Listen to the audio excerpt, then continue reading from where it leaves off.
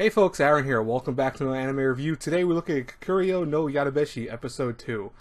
I feel like I'm pronouncing the first part of the name very incorrectly, but I'm probably going to see if I can look up the English name for it. I know that the Crunchyroll has the English name for it on the website. I should really be using that instead, but hopefully you guys understand.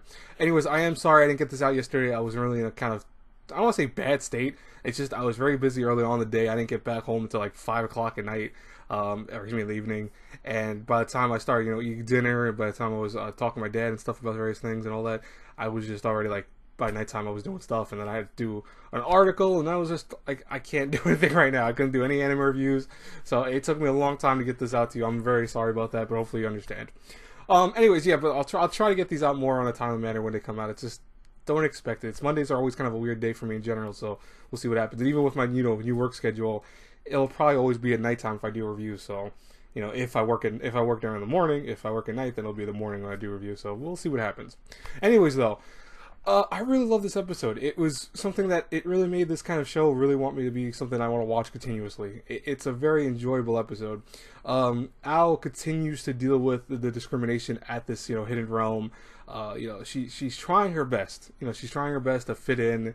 She even runs to the aid of when she hears like everyone screaming because apparently these tengus are getting like really riled up, and it's because of the food in the kitchen being very bad. Apparently, it's not that it's cooked badly. It's just more so because it's boring and it's been done a million times for them. And apparently, the person that runs the chef, or there should be the chef that runs in the inn, is someone that's like very, very hard-headed, and he always wants to cook the same meal all the time, anything differently. So lo and behold, it kind of causes some issues between the Tengu and the ogre. But it falls into this thing where you right away from that moment knew that Al was going to step in somehow and be like, my cooking could save the day. But she did it in a very unique way where it wasn't because she wanted to go step in right there. She did try to help out, but they're like, no, we don't need help from humans and stuff like that. They don't want to eat your human food. When she went back to like the abandoned little shack that she was right now at, a Tengu fell from the sky, and she dragged him in because he was drunk, and as she said, kind of reminded of her grandfather when he was like really, wasted. But she ended up feeding him when he got a little bit more sober, and then finds out that this Tengu knew her grandfather quite well, that they were really good friends. He saved his life but he did it in a way that, as Al is starting to find out, there's always like a catch to what he does. So he saved his life, but at the same token, he's like, you owe me money, or you owe me something. And he's like, I'll give you a fan, but he never gave him the fan because obviously he hasn't seen him in a long time because he's been on the run from the hidden realm. And Al then told him the unfortunate news that he had died recently. But she fed him, and he really loved the food. He was like, thank you so much for such a great meal. It gave me energy. It made me feel so much happier. And this comes in turn later on where she's confronted for giving the Tengu's food by the ogre, but then lo and behold, the Tengus are like, thank you so much. Apparently this dude is actually the leader of the Tengus. He's one of the big higher heads up. So he, thanked her. He gave her a fan, and everyone was like, she got like one of the mystical fans, which is like a leaf fan, and I think in Japanese lore that's it's supposed to be like a great thing for demons in general because it's supposed to have like mystical elements to it. So I guarantee she probably used that somewhere in the series at one point or another, maybe to save her life or something like that. Watch, I guarantee it.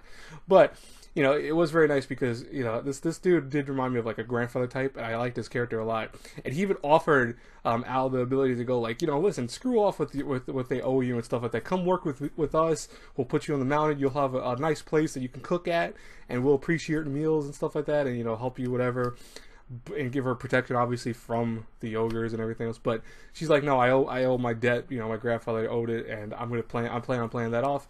And this led in turn to her talking with the ogre once more on an airship, where he actually showed a nice side to himself. He's like, okay, fine, you could have the little shack, and give it your best, see what you could do with it. So thus begins our little human girl's adventures of cooking for demons, which is very interesting to me. But it's not revolutionary in terms of story, but I kind of like this, and I like our protagonist. Al is showing herself to be someone that's caring, strong-willed also, and also just a nice person, which is again very rare for Riz harem girls. I mean, usually they have like a nice element to them, but it's usually always like muddled behind this kind of weird wall of like, oh, we can't make her too standoffish, because if we do, people are gonna hate, people are gonna hate it because they're supposed to represent again the person that's watching it, or a person playing the Otome game, which this is based off of. So you know, I do like her a lot. I think this show right now is definitely a better show for the season. Is it the best show of the season? Hell no, it's not the best, but it's very good.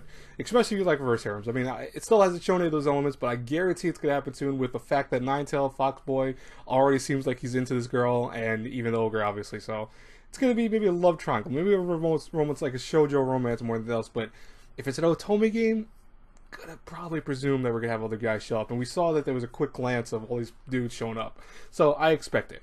Anyways, what do you guys girls think of episode 2 of this long show with no, yeah, you know, Yadomeshi is how you say the last part. I'm not gonna try to pronounce the first part again. Let me know in the comments below. I will talk to you guys later. I think I have one other review for today, which might be High School DxD. I'll try to get that out if I can. If not, we'll see what happens with this week, because I know I'm kind of swamped with this week too. I'll talk to you guys and girls later. God bless you all. Have a good one, everyone. Bye bye.